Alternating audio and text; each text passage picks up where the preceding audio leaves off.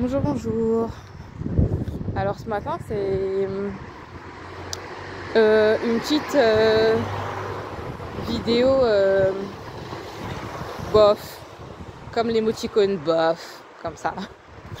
Parce qu'en fait, je me suis rendu compte, mais j'ai un fils en fait qui, je pense, en fait, est un angoissé plus.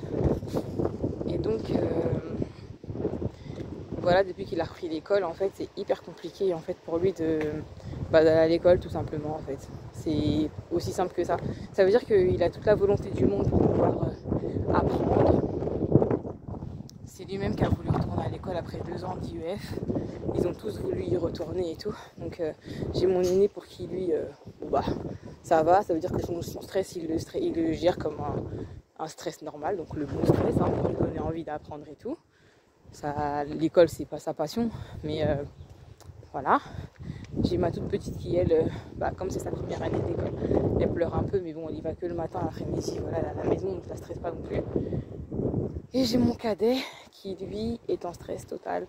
Ça veut dire que le matin, il a mal au ventre, il ne mange pas de toute la journée jusqu'à ce que l'école termine. Sur le chemin, il vacille, parce qu'en fait, l'angoisse est telle qu'il a la tête qui tourne. Il me dit que je lui dis est-ce que tu penses que tu vas tomber. Il m'explique que oui, c'est possible qu'il tombe parce qu'il voit en fait le paysage tourner. Donc en fait vraiment un tournis, voilà. Enfin c'est vraiment une crise d'angoisse. Moi je sais ce qu'il vit parce que j'ai eu des crises d'angoisse pendant un temps, pendant le confinement et tout, et ça m'a pas totalement quitté. Et donc quand je sais que mon fils vit ça pour aller à l'école, je me dis que non en fait, il est beaucoup trop petit pour vivre ce genre de choses. Donc j'ai pas du tout envie de lui faire subir ça, que c'est pas une vie pour un enfant de 11 ans en fait. Je sais pas si vous avez des enfants autour de vous ou même vos propres enfants. En tout cas, si vous connaissez cette situation, si vous la connaissez, est-ce que vous pouvez m'expliquer ce que vous avez dû faire et tout? Ce matin, je l'ai laissé entre les mains d'un éducateur de l'école où il est, parce qu'à sa demande, en fait, je les ai mis dans une école privée, parce que ça avait l'air de le rassurer d'être dans une école privée.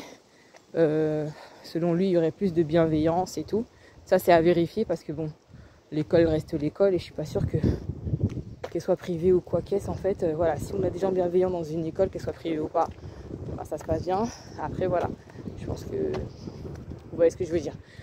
Donc, si quelqu'un a une quelconque expérience par rapport à ça, dites-moi, en sachant que j'ai déjà repensé à le remettre à l'école à la maison, et je sais qu'aujourd'hui c'est une bagarre immense. Donc voilà. Enfin, j'ai un petit moral parce que ça me fait beaucoup de peine pour lui. Enfin, emmener quelqu'un tous les matins, pour moi c'est de la torture. Emmener quelqu'un tous les matins, tu l'emmènes. Bonjour. Tu l'emmènes tous les jours à un endroit où tu n'as pas du tout envie d'aller, mais genre que limite ça te rend malade d'y aller. Nous en tant qu'adultes, pour le travail, des fois on y est obligé et on essaye de gérer notre stress, c'est assez compliqué. Alors pour un enfant, et moi de l'emmener tous les matins dans un endroit qui l'angoisse, et je culpabilise.